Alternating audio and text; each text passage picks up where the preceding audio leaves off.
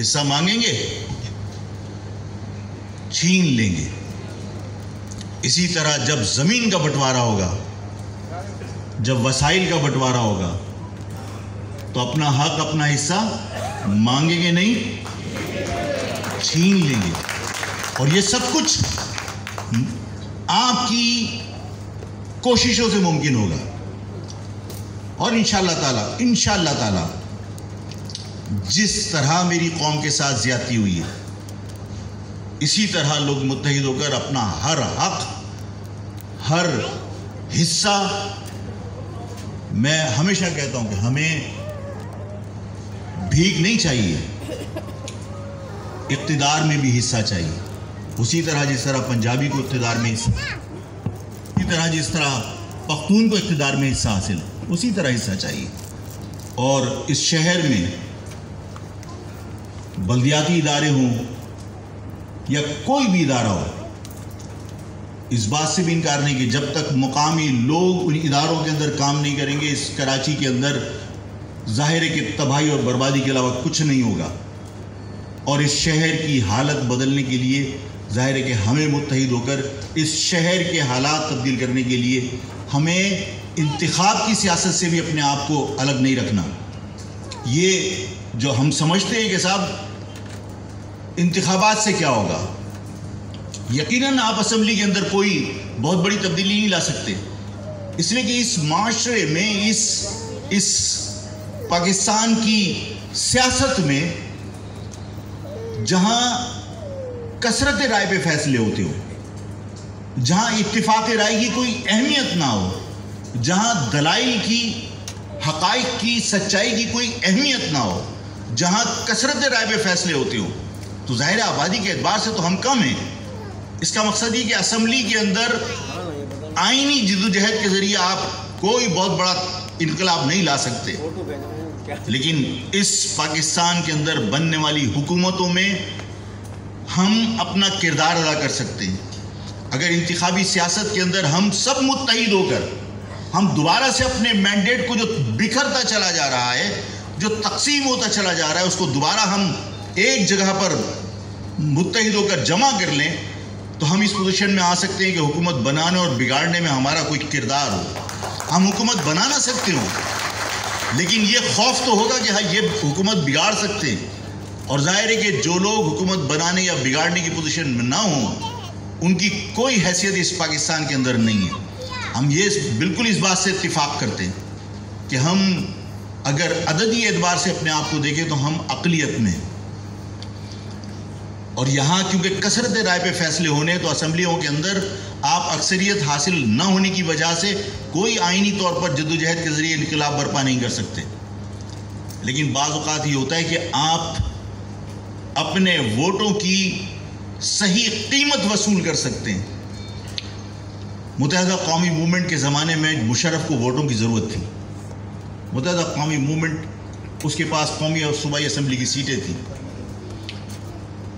اگر مشرف کو گورنمنٹ بنانے کے لیے متحدہ کے ووٹوں کی ضرورت تھی تو متحدہ اس کی صحیح قیمت وصول کر سکتی تھی۔ اگر وہ چاہتی تو متحدہ قومی موومنٹ یہ کہہ سکتے، الطاف حسین اس زمانے میں موجود تھے، وہ یہ کہہ سکتے تھے کہ اس شہر کے نوجوانوں کے لیے مجھے یونیورسٹیاں چاہیے، وہ یہ کہہ سکتے تھے کہ اس شہر کے نوجوانوں کو مجھے گورنمنٹ ملازمتیں چاہیے، میں ڈائریکٹ ڈی ایس پی بھرتی کرنا چاہتا ہوں، میں ڈائریکٹ پولیس افسر بھرتی کرنا چاہتا ہوں، بیوروکریٹ بھرتی کرنا چاہتا ہوں۔ ان کے ہر مطالبے کو مانتے۔ اس کا مقصد یہ کہ وہ ووٹ جو حکومت بنانے کے کام آ سکتے ہیں، آپ اس کی صحیح قیمت لے سکتے تھے۔ میں نے آپ سے کہا کہ ہمیں حقیقت پسند ہونا چاہیے کہ ہم اس پوزیشن میں نہیں ہیں کہ ہم اسمبلیوں میں حکومتیں بنا دیں، اس لیے کہ عددی اعتبار سے ہم کم ہیں، لیکن ہمارے اپنے ووٹ، اس کی ہم صحیح قیمت تو وصول کر سکتے تھے۔ الطاف حسین یونیورسٹیاں تو بنوا سکتے تھے، Altaf Hussain direct D S P بھرتی کرا سکتے تھے، الطاف حسین ڈائریکٹ بیوروکریٹ بھرتی کرا سکتے تھے، گورنمنٹ کے اندر ملازمتیں حاصل کر سکتے تھے۔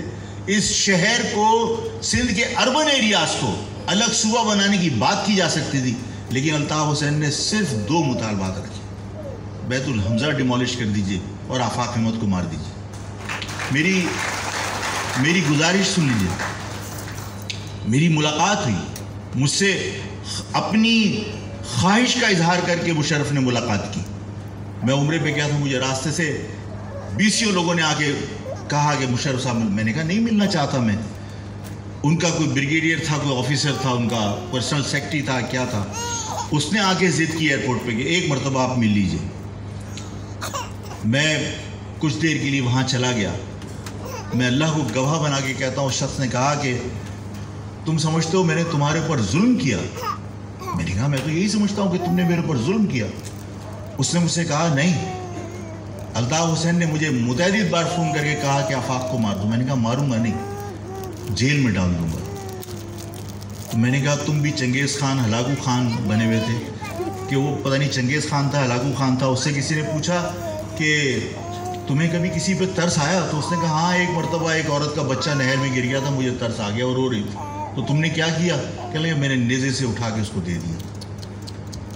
تو تم نے آفاق احمد کو الطاف حسین کی فرمائش پہ مارا نہیں, 8.5 سال جیل ڈال دیا.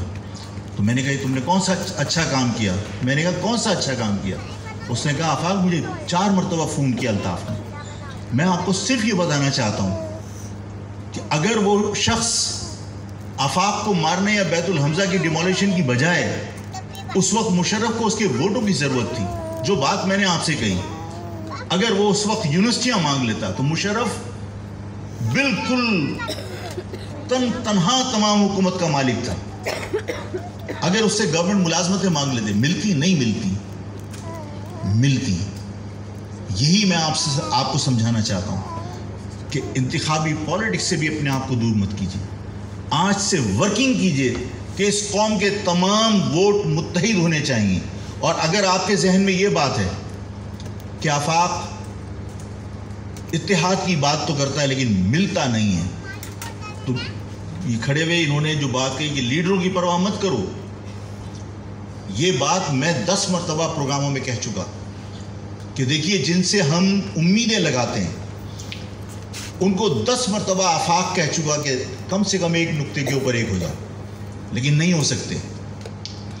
اس کی وجہ یہ ہے کہ جن لوگوں نے تقسیم کیا ہے, جن لوگوں نے اس ملک کے خزانے سے خطیر رقم تقسیم کرنے کے اوپر خرچ کیے, اور وہ اس شہر کو یہ ثابت کرنا چاہتے ہیں کہ یہ شہر مہاجروں کا نہیں ہے, وہ تمہیں دوبارہ سے متحد کیوں ہونے دیں گے؟ اور آپ میں جتنے لوگ آپ کے ساتھ, آپ جن سے توقع کرتے ہیں, ان سے آپ یہ سوچیے کہ ان